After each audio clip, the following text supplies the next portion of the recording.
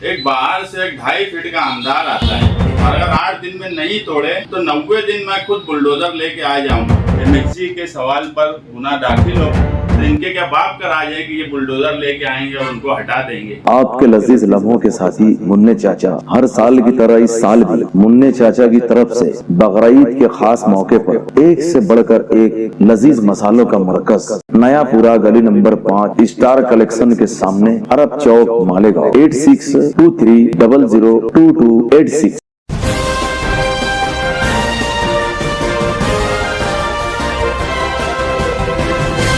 मानव समाचार, मानवता के हक में। मगर इस मर्तबा पुलिस ने डायरेक्ट उनको परमिशन किस इख्तियार से दी, ये पुलिस को ही बताना चाहिए कि अगर तहसीलदार ने परमिशन नहीं दिया तो पुलिस ने किस इख्तियार से परमिशन दी। हम बोल रहे हैं कि इस शहर में कानून दो तरीके से पुलिस अप्लाई कर रही है। हम लोगों के साथ कानून का रवैया बिल्कुल अलग होता है और उनके साथ कानून का रवैया बिल्कुल अलग होता है जो फिरका परस्ती की बात करते हैं।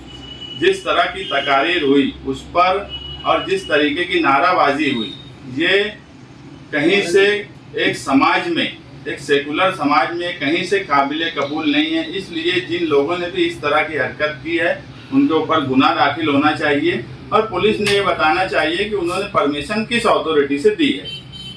दूसरी बात कि एक बाहर से एक 2.5 फीट का अंधार आता है, वो अपना दबदबा बताता है इस शहर में। और कमिश्नर भी जो है संडे होने के बाद भी अपना लाव लश्कर लेकर किले पे मौजूद होता है और उसके सामने वो बोलता है कि ये सब बस्ती 8 दिन में तोड़ डालो और अगर 8 दिन में नहीं तोड़े तो 90 दिन मैं खुद बुलडोजर लेके आ जाऊंगा। ये मालेगांव शहर है, उनके बाप का राज नहीं है कि वो बुलडोजर लेके आ जाएंगे और तोड़ डालेंगे।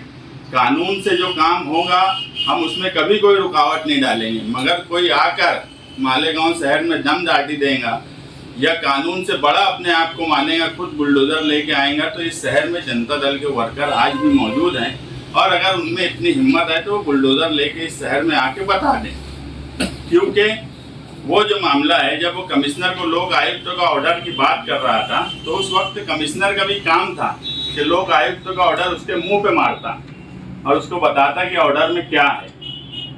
लोक आयुक्त का ऑर्डर 19 सितंबर 2022 को किला झोपड़पट्टी के ताल्लुक से जो आया, उसमें क्लियर लिखा था कि the encroachers hunted should not be demolished till they are rehabilitated on an alternate land owned by the government. कि वो जो जगह है, जब तक उनको अल्टरनेट कोई जगह नहीं दी जाती उस वक्त तक उनको नहीं हटा सकते। तो इनके क्या बाप का राज है कि ये बुलडोजर लेके आएंगे और उनको हटा देंगे। इस शहर में हम आज भी जिंदा हैं। निहाल साहब का दबदबा इस शहर में आज भी हमसे ही है। नहीं तो मैं बोला कि कोई 2.5 फीट का अंधार आके अपना दबदबा बता के जा रहा है और उसके बाद भी यहाँ के नुमाइंदे, यहाँ के लीडर करने वाले, मैं सबको ही बोल रहा हूँ, उसके बाद भी अगर खामोश है तो इसका क्या मतलब लिया जाए। वो कोई मिनिस्टर नहीं था कि कमिश्नर वहाँ लाओ लश्कर लेके हाजिर रहे, वो भी संडे होने के बावजूद भी। लोक आयुक्त के ऑर्डर में 3 चीज़ें उस वक्त मेंशन की गई थी कि ये 30 से 35 साल पुरानी झोपड़पट्टी है। इस झोपड़पट्टी को हटाने के लिए उस वक्त के जो कलेक्टर थे सूरज मांडरे साहब, उन्होंने क्लियर वो बोला था कि प्रधानमंत्री आवास योजना से बेघर लोगों को जो घर बना के दिया जाता है वो स्कीम इन पर लागू करो और वहीं पर इनको बिल्डिंग बनाकर दे दी जाए। यही स्कीम की बात निहाल साहब अपने वक्त में किया करते थे मालेगांव शहर के ताल्लुक से। जब तुम्हारी घरकुल की योजना आ रही थी और तमाम लीडर टीकम फावड़ा लेके हाजिर हो गए थे कि हमने लाए, आज वो स्कीम फेल इसलिए हुई कि उस वक्त निहाल साहब की बात अगर सुनी गई होती कि जो जगह है वहीं लेआउट कर लो, जगह भी खाली हो जाएंगी और वहीं बिल्डिंग बनाकर उनको वही जगह दे दो। और वही बात लोक आयुक्त के उसमें कलेक्टर ने भी बोला था। उसके ऊपर कारपोरेशन ने उस वक्त आर्किटेक्ट से सर्वे किया, एक नक्शा बनाया। वो नक्शा भी आपके सामने है कि उसी जगह पर बनाकर देने की बात है। अगर कारपोरेशन उनको हटाना चाहती है तो जो नक्शा कारपोरेशन ने बनवाई है उस पर अमल क्यों नहीं करती, या कौन लोग रोक रहे हैं? क्योंकि इसमें ऐसा हुआ कि ये नक्शा बनाने की बात लगभग 1 साल पहले हुई और 1 साल या 10 महीना करीब करीब ये नक्शा कारपोरेशन में आर्किटेक्ट ने दाखिल भी कर दिया। नक्शा बनाने की वजह भी कारपोरेशन की तरफ से आर्किटेक्ट को लेटर दिया गया था रितेश कांकरिया को कि वो नक्शा बना कर दे, मगर जानबूझ के नक्शा भी छुपाया जा रहा है। यहाँ तक कि वहाँ के रहने वाले लोगों के पास भी ये नक्शा वो लोग कोशिश करते थे तो उनको नहीं मिला। ये मैं अपने तौर पे कोई भी जरिए से निकाल के लाया, मगर इसको जानबूझ के छुपाया क्यों जा रहा है? अगर वहाँ के मामला इस तरीके से हैं और फिरका परस्त, हम एक बात बोलते हैं, कायदे से अगर कोई चीज़ है और उसके ऊपर एक्शन होगा तो हमारा कुछ बोलना नहीं है, मगर जातिवाद के नाम पर कोई आएगा और सिर्फ जात धर्म के ऊपर अगर ये बात बोलेगा कि इनको हटाओ और निकालो, तो ऐसा हम कभी होने नहीं देंगे।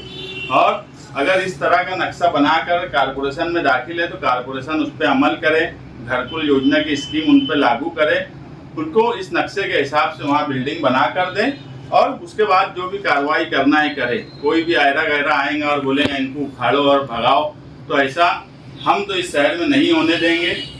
बाकी के लोगों के बारे में मेरा कुछ बोलना नहीं है, क्योंकि अब मालेगांव शहर कहीं ना कहीं आम आवाम वो किले की बात बोलकर गए हो या जिस तरीके से इस्तेमाल अंग्रेजी के नारे लगा रहे हैं, अब इस शहर में लोग ये सोचने लगे हैं कि हमारा शहर किस तरफ जा रहा है, हमारा दबदबा इस शहर में कुछ बचा है कि नहीं बचा है। मालेगांव में MHG का वाकया हुआ, उस मामले में भी पुलिस ने कोई केस दाखिल नहीं की। ये जुलूस निकला, इसमें भी पुलिस ने कोई केस दाखिल नहीं की। पुलिस का काम है कि कानून से बड़ा किसी को ना माने और अगर कोई गलत कर रहा है तो उसके ऊपर केस बनाए।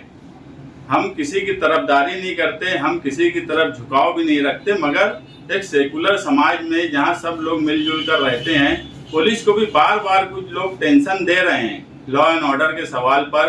पुलिस भी कहीं ना कहीं फिक्रमंद है, पुलिस का भी काम बढ़ रहा है, मगर उसके बाद भी पुलिस कोई कार्रवाई नहीं कर रही है। हमारा एतराज़ इस पर है कि पुलिस कार्रवाई करे। इसीलिए हमने पीछे 11 जुलाई को एक चरखा आंदोलन का ऐलान किया है और उसमें हमारी डिमांड यही रहेगी कि इस तरह की इस्तेमाल अंगेजी जो जानबूझ के लॉ एंड ऑर्डर खराब करने वाले कर रहे हैं, उनके ऊपर सख्त से सख्त कार्रवाई हो। MHG के सवाल पर गुना दाखिल हो। जो हिंदू जन आक्रोश मोर्चा निकला उसकी तकारीर सुनी जाए, उसमें नारे जो लगे हैं उसकी सब वीडियोज़ हैं, उसको देखा जाए, सुना जाए और कानून से जो कार्रवाई हो सकती है उन लोगों पे कार्रवाई की जाए। जब तक कानूनी कार्रवाई नहीं होंगी उस वक्त तक फिरका परस्तों के हौसले बुलंद रहेंगे। इसलिए हम चाहते हैं कि उनके हौसले कानून के दायरे में कभी बुलंद नहीं होना चाहिए।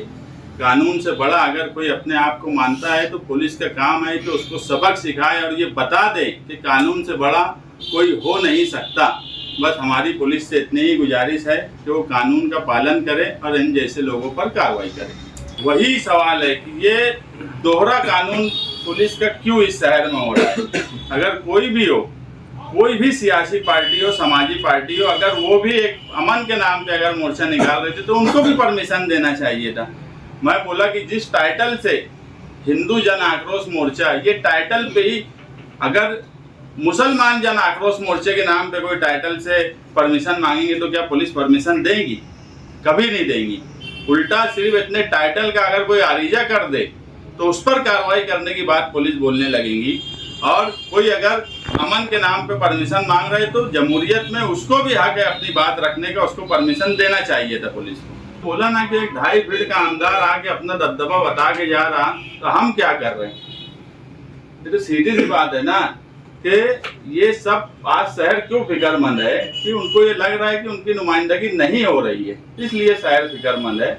और जो भी हो रहा है वो पहले दिन कुर्बानी की बात, उसमें मैं क्या बोलूँ, उसमें उल्मा और शहरियान खुद अपनी बात बोले आवाम में कि क्या सही है क्या गलत है। मुझे उस पर कुछ बोलने की ज़रूरत नहीं है, लेकिन इस तरह की बात जिससे शहर का दबदबा कम हो, जिससे शहर की निरसी हो, ऐसा बयान देना मुझे लगता मुनासिब नहीं है।